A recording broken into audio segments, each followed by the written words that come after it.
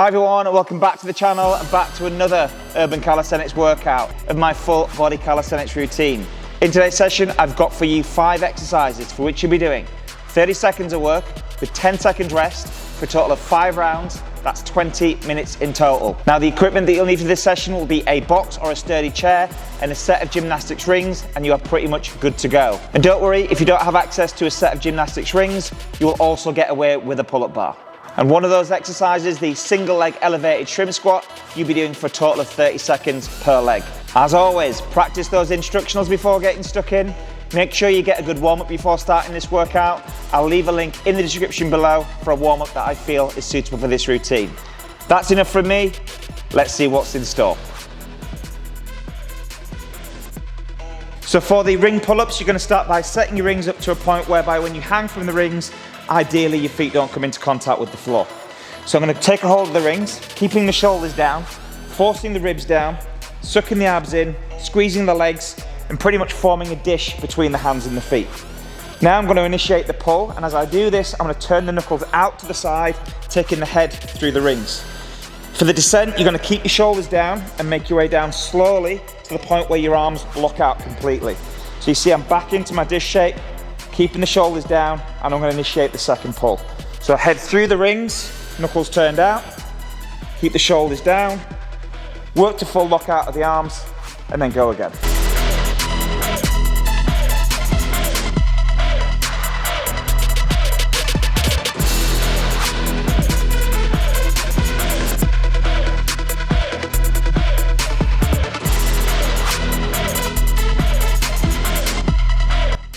Now, if the full ring pull-up is too challenging, what I'm going to do is offer you 2 really useful alternatives that will get you to that full ring pull-up over time. What you're going to do for this is set the rings up to around about head height. You're going to move into a squat position, lock the arms out completely, making sure that the hands, shoulders and hips are all on the same path. And now keeping the heels in contact with the floor, the same as what we did in the full ring pull-up. As you initiate your pull, you're going to take your head into the rings, turn your knuckles out when you reach that top position. So really using the back to hold that top position. As we did before, you're going to control that negative to the point where you can lock your arms completely, get the shoulders down and get ready for the next one. So again, taking the head into the rings, keeping the shoulders down, full lock out of the arms, try not to swing back, keep that upright position throughout. A second alternative, which is a bit more challenging, is by the time you reach that top position, you're pulling down through the straps, you bring the knees into the body. You hold that position for a second and control your weight down, and your arms should lock out at pretty much the same time that the feet connect with the floor. So again, pull into the rings, keep pulling down, bring the knees into the chest, and slowly make your way down to the floor.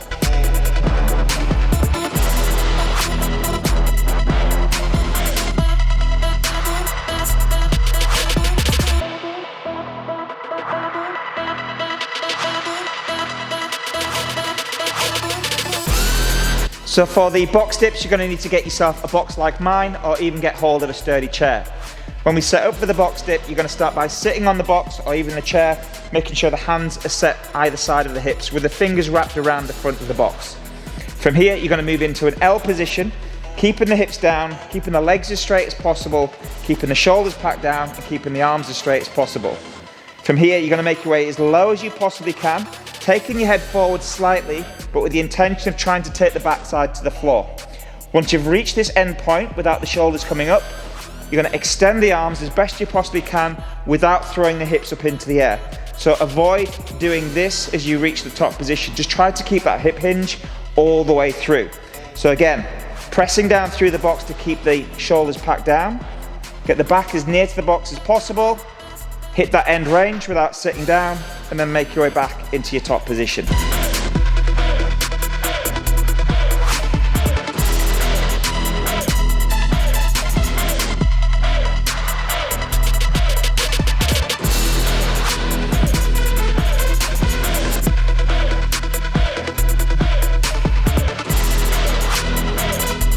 So for the hang tuck to L combination, you're going to start by setting the rings up to a point where when you hang from the rings, your feet don't come into contact with the floor. From here, you take a hold of the rings, making sure the shoulders are packed down, the ribs are pulled down ever so slightly, you're squeezing your backside, you're squeezing your legs, and essentially forming a dish between your hands and your feet. From this position, you're going to bring the knees into the chest. You're going to go as high as you can with your knees, keeping the shoulders down, making sure your head stays central to your arms. Then from here, you work into full extension of the legs. So you're going to squeeze your quads as hard as you can, moving back into your tuck, and then revert back into dish. So it's one tuck, one L, one tuck, and back to dish.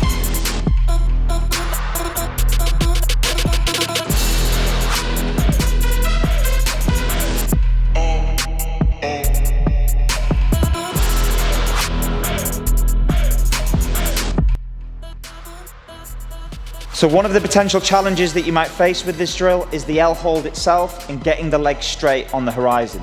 Now this might be down to tightness on the hamstrings, some weakness in the quads, or even a combination of the two. So what we're going to do is still work the legs out from the body and accept that the legs are going to fall ever so slightly, but at least we can get the legs straight, and over time we're going to develop more strength to get them up. So the setup is going to be exactly the same. You're going to form your dish, shoulders down, abs switched on, legs switched on. Knees come deep into the chest, and we may have to accept that the legs are going to be here, albeit they're going to be straight. We go back into the tuck position and then fall back into the dish. So knees up as high as possible, accept the height on the legs, but squeeze the quads in that position. Knees come back in again and back into dish. So for the elevated pike press, you're going to start by getting yourself a box or even a sturdy chair, and we're going to start by bringing the hands to the floor, bringing the feet up onto the box, and trying to get to around about right angles at the hips. So from here, I'm going to set the hands to around about shoulder width, maybe a little bit wider, and then when I'm going to step on the box, the intention is to get the legs straight, but have the hips, shoulders, and hands pretty much on the same line, as best you possibly can. From this position, you're going to start by taking your head forwards, bringing the elbows into the body, and when your head hits the floor, you're essentially forming a triangle between your hands and your head. Now, keeping the forearms straight and upright, you're going to push up and through. So when you reach that top position, think about pushing your chest towards the box whilst keeping the legs straight. So again, I'm going to take the weight forwards, bring the head in front of the hands, form the triangle, push up, and then through as you reach that top position.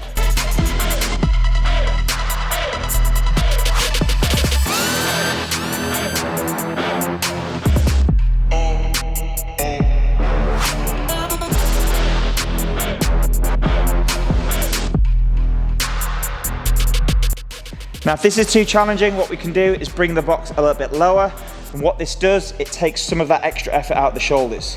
If that's still too challenging, so that's me taking the box down, if that's still too challenging, what we can do is just take it from the floor. So the setup is pretty much the same. This time you're in a pike on the floor. Hand setup is the same.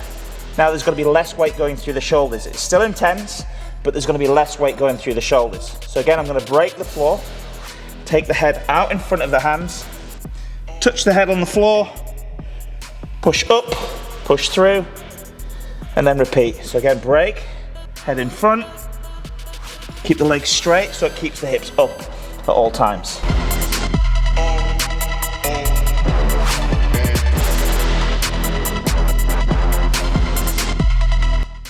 If this is still too challenging, what you can do is get yourself a prop, such as a yoga block, place it where your head's going to go on the press, and do it from there. So for the elevated shrimp squat, which I'll be performing on a box, you can do this on a box or even a stable chair. This is just a progression of the floor shrimp. The only difference now is we're a little bit higher, so therefore we're going to cover more range on the squat, so it's going to be a lot more challenging on the legs. So I'm going to start by bringing one foot onto the box, starting with the other leg hanging off the box and keeping this supporting leg as straight as possible. The leg at the back is going to be sent back, and it's going to pull me into the hips, for which I'm going to use my arms as a counterbalance and keep that back leg as straight as possible until the foot comes into contact with the floor. As it reaches the floor, I'm going to drive this left hip forwards, squeezing the leg and the backside by the time I reach that top position. So nice and slowly into the squat, using your arms where you need to. A light contact on the floor, drive the hips through, squeeze the backside, squeeze the leg, and then you're ready for the next one.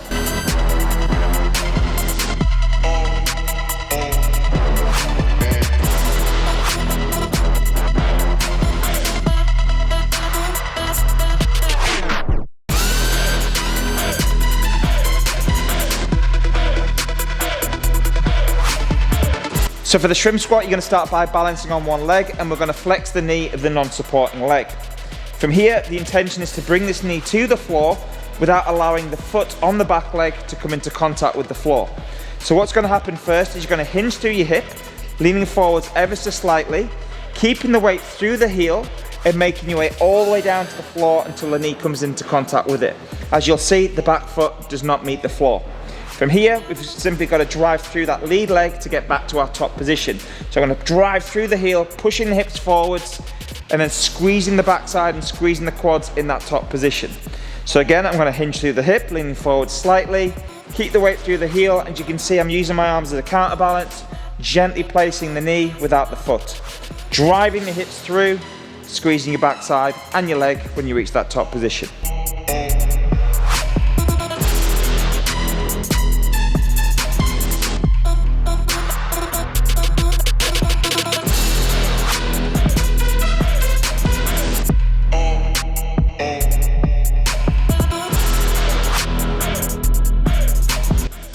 If this is too challenging, what you can do is take a prop such as a yoga block and you can place it to the point where you're going to land the knee. All it means is that we don't travel as far when we move into the squat.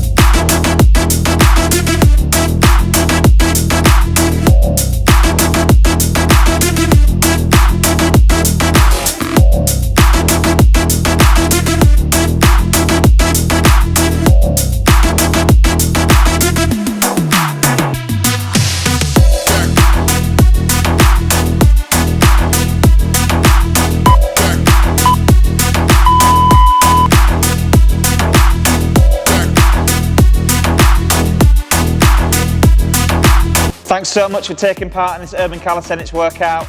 I hope you had a great time challenging yourself and breaking a sweat. If you did find this workout useful and beneficial, please give me a like and most importantly, subscribe to the channel. Keep up the great work, stay motivated, and I'll see you on the next workout.